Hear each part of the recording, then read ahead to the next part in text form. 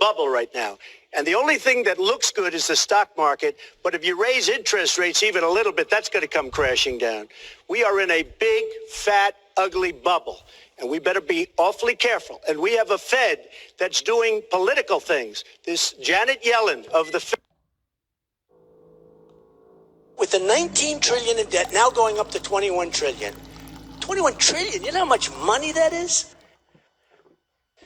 We got to be smart. Now we got to really be smart because we don't have money anymore. You know, we're a poor nation. We're a debtor nation. And we could be on a bubble, and that bubble could crash, and it's not going to be a pretty picture. You know, the market's gone down big league the last couple of weeks. But we could be on a big, fat bubble. And if that bubble crashes, it's a problem.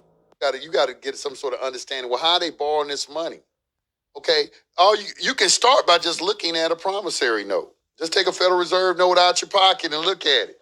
Let me see if I got one right here. I got one right here. You know, it's like, if you take one of these out of your pocket, it's a $20 bill. Just take it out your pocket and look at it. Just look at it. It's okay. It's a Federal Reserve note. It have two signatures on it, the Treasury of the United States and the Secretary of the Treasury. So we got a Treasurer of the United States and a Secretary of the Treasury. All right. We got some serial numbers on it. Okay. All right. We know what Federal Reserve issues it, or at least on the dollar bill we do. It'll have like a little letter, the E on there. That lets you know. You can look that up and see which Federal Reserve that is. E is what? Federal Reserve of Richmond, Virginia. Okay, this got a G on it. This is the Federal Reserve of Chicago. This got an F on it. This is the Federal Reserve of Atlanta. This got an A on it. This is the Federal Reserve Bank of Boston, Massachusetts. Now, you took it to the Federal Reserve and look on the back of your Social Security number, you're going to see these same exact letters on that red number on the back of your Social Security number. Okay, they got an account set up for you. All right, it ain't an account that you're going to go into or anything like that, but you looked at it as some sort of surety.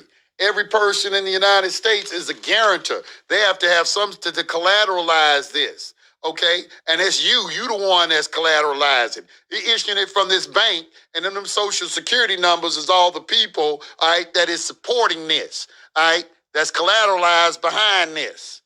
You the guarantor for this, your labor. All right, so this ain't hard. The red number that's behind the Social Security card. That red number on the back. It start with a letter. QSIP number. Go and get your friend's Social Security number and start looking at it. That's what he says. It's a bank account number. Yeah. It is a bank account number. Shot.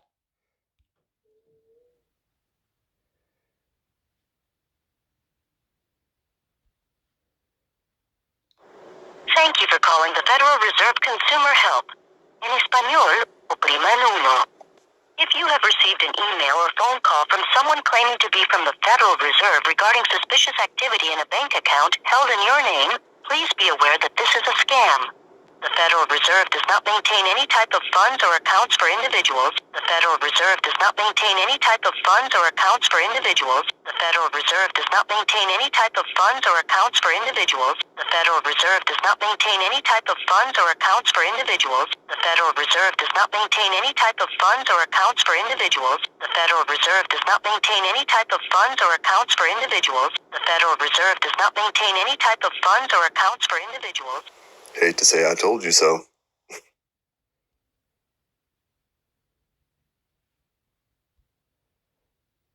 Welcome to Omelette Resistance Radio. This is Harvey Dent, your host. Just to follow up on the recently released information about the Federal Reserve digital dollar accounts, I figured it'd be a good idea to call the Federal Reserve and try and get some more information on the topic. But as usual, it is so hard to get in touch with an actual living human being. So I was forced to leave a message. Hi, yeah, my name is Tom, and I am calling regarding the digital dollar wallets I read about in the paper under the Banking for All Act that was introduced to Congress. I was wondering if you could please enlighten me on some specifics of these accounts. I've tried to find information on them, but could not find much. My phone number is, again, my name is Tom. Thank you. So I left a phone number for them to contact me. I wonder if they will.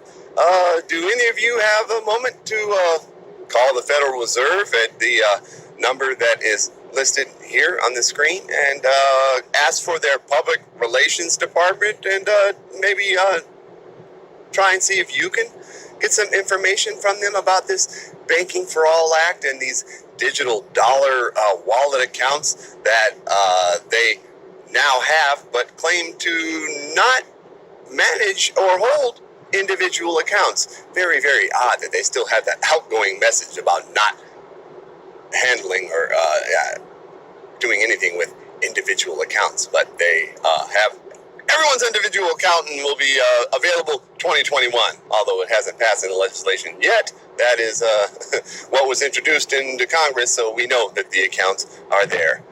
So you up for a little game of poke the Fed Reserve in the gut? Call them.